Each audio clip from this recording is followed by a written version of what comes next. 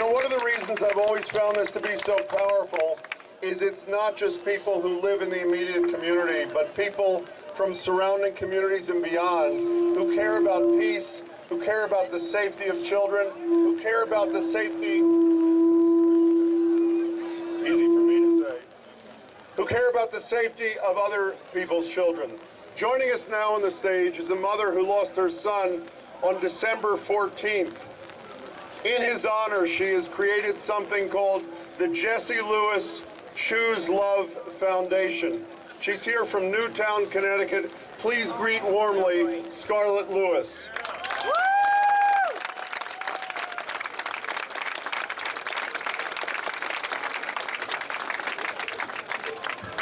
Hi, I'm so honored to be here. Everyone here clearly chooses love. I lost my son, Jessie Lewis, at the Sandy Hook Elementary School on December 14th. And I know I share my loss with a lot of people out here. And just walking today for all the mothers who've lost a child to violence, to honor you, to honor Tina Cherry, who's an amazing woman. She's my inspiration. I reached out to her because she's doing exactly what we need today in our society, which is spreading love in our schools and throughout our community. She is an amazing woman, and I am so honored to call her my friend now. She's been an amazing source of comfort to me. Thank you all. I see a sea of loving faces, and let's all remember and spread the word that love is a choice and that we make it every day, several times a day. So we're all choosing love today, and let's keep doing it. Thank you. Scarlett is here with her family, by the way. And I'll tell you, I've only read about her before today, but it's pretty clear to me that Scarlett Lewis is Tina Cherry. Tina Cherry is Scarlett Lewis, and both of them are all the mothers who are celebrating Mother's Day with us here today. And the name of the foundation, by the way, is the Jessie Lewis Choose Love Foundation.org. Did I get it right? It's the JessieLewisChooseLove.org. Oops, .org. Yeah. Thank you. I was mostly right, correct? That was too long. Let's hear it again for the courage of Scarlett Lewis and her family, and thank you for joining us today.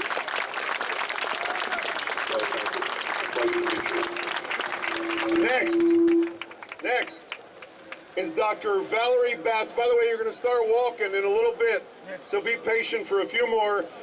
Joining us is Dr. Valerie Batts from Visions, Inc. Please welcome Dr. Batts. Good morning.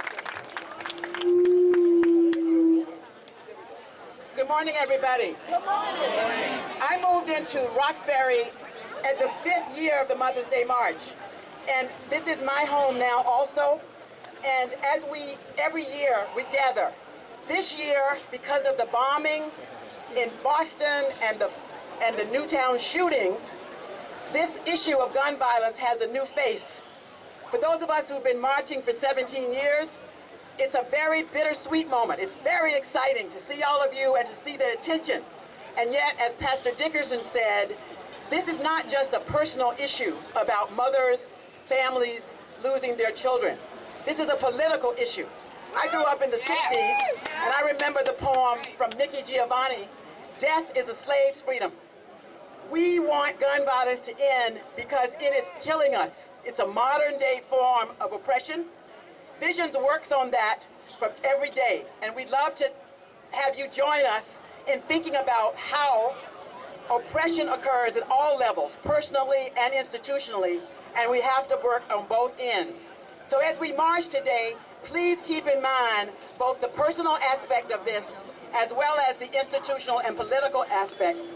And in addition to supporting the personal healing, reach out to your elected representatives to let them know this must stop and peace is possible. Thank you. Thank you, Dr. Batts. All right, so we want to also acknowledge, we have so many dignitaries over there. Again, we've announced many of them, but if you want to speak to Congressman Lynch, if you want to speak to everybody's over here. So we got to talk to Michael Flaherty. We got to talk to everybody. So if you want to speak to them, they're definitely over there. They'll be walking. But also we want to acknowledge Captain Sexton, and we want to eventually have John and One Roots Band. They'll be back to welcome you back later on. But we want to also support, this isn't just a one-day event, and thank you for staying in the rain. But this is also about keeping the Institute going for a long time, the Peace Institute. We want to acknowledge that and really have you help us with that, Jim. Yeah, the hardest part of all these kinds of things is telling people that good things take money. How do I look in purple and white? Thank you. Good things take, all of us talk the talk. Today is an opportunity to walk the walk in more ways than one. Everybody's going to be marching in about 10 minutes, but everybody has got to reach into their pockets and give whatever they can, whether it's $5, $10, $100 or more, to support the work of Tina Cherry and all the mothers who want to ensure that other mothers don't have to suffer what they've suffered through. So please reach deeply. When you go home, humiliate your friends who didn't come today because of the rain. Guilt trip them like crazy and tell them the way to atone for their sin is to write a check fast. You got it? LDBPeaceinstitute.org. That one I got right. By the way, City Councilor Michael Ross is also here. If there are any other elected officials who have not been recognized, time is running. So please tell us right away. Here she comes again, LaToya Edwards. Hey, LaToya Edwards. I'm hugging right now. No, you're going to make a financial pitch too to show that it... Yes, I'm going to take Jim's checkbook and write $200. Woo! All right. Okay, yes. So listen, thank you so much for staying in the rain. We don't care about little rain, do we? No. We love our families much more than that, don't we? Yes. All right, well, let's welcome the woman who put this all together, the woman who was an inspiration to everyone. She's going to kick off this walk in style. The mayor wanted to be here. He's not feeling well, but he loves you so much. We're going to have Tina Cherry come up to the microphone right now and kick this off. Let's give her the best welcome ever. Woo! Go Tina, go Tina, go Tina, go Tina. Hey, did I tell you guys I'm running for mayor? Yeah! What a beautiful morning. What a beautiful morning. Oh my goodness. Now, here's what I'm going to see how committed you guys really are. Let me see you close those umbrellas and let God rain on you now. Close those umbrellas and let God rain on you now.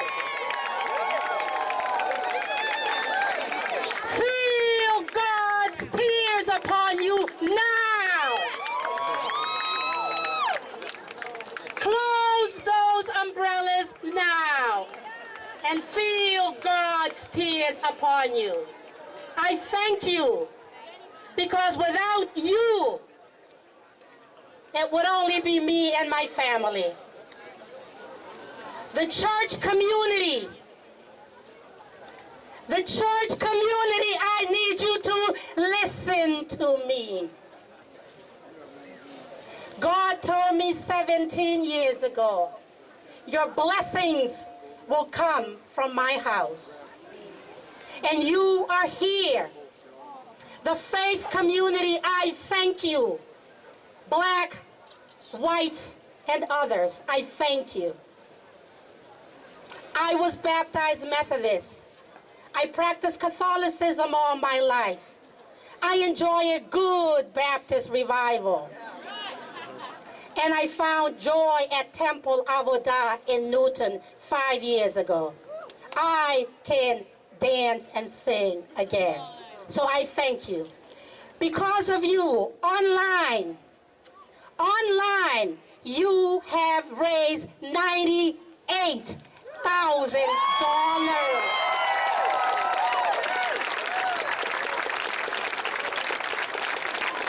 That could not have been done without you. Thank you for believing in us. Thank you for believing in us. We are doing so much good work. Each of you are doing something good. We are heroes all around us. And there are many organizations who have transformed their pain and anger into power and actions. And there are a lot of things you can do to get into action. You can talk to Mothers for Justice and Equality. You can talk to Citizens for Safety. You can talk to the Bobby Mendes Peace Legacy. You can talk to Mothers with Courage. You can talk to Mothers of Boston Cares. You can talk to Let the Healing Begin. Denise Whitley does quietly work, where she works with the mothers of the victims and the mothers of those that are in prison. She visits the jail all the time. So we are here and doing quiet work. I also want to acknowledge, I know we're all here and it's not fair when we just name, but I want to acknowledge one of our own heroes, Carlos and Melida Arredondo. They are here with us every single year. Every single year. And we saw Carlos, his heroic work that he did. This is what Dorchester has. This is what Boston has. We are truly one strong and one Boston. We are truly strong. So here's what I'm going to do before we kick off the walk, because we're starting on time. The voices of survivors have been heard loud and clear. I'm not sure if Counselor Ayanna Presley is in the house. But if she's not, I'm going to ask all of you to check her office out. 2 years ago, there's a document entitled Family Voices, where for the first time in this country, survivors packed City Hall, city hearing, from gun control to education, to prison reform, to knives legislation. Families' voices stood strong. So if you want to know how to continue to help, check out this document, because the voices were strong. MJE took up one of these and they took up the knives at the city council hearing. Citizens for Safety, where did the guns come from, have taken up one of these. Let's continue to do that. Now, before we start walking, I could not do this work without my staff. They're around. Rachel, Milton, and George, they're here. Representative Marty Walsh is also here. I wanted to say our new state senator, Linda Dorsino-Fori, is here. I did. And Marty Walsh is here also. But I want you guys to know I have bosses. Not my mother. My mom is here. Say hi, Mom. I have a board of directors that I have to respond to. Our co-chair, Keith Harvey, is here from the American Friends Service Committee. Keith is here from the Cape. Judith Radke is here. Jamie Bissonette is here from Maine. And Connie Afshar is here from Cohasset. I also want you guys to meet someone else. And I'm going to put you out there, Newell. Newell was one of our marathon runners. Newell, come here. Newell was one of our marathon runners. His niece was murdered. And Newell also ran on behalf of the Peace Institute. This is Newell. Say hi to them, Newell. But you see, Newell ran so fast that we are blessed that he's here with us today. So for next year, we got to make sure to cheer him on. And as we get ready to do the walk, our banners line up. Are we ready to walk, Boston?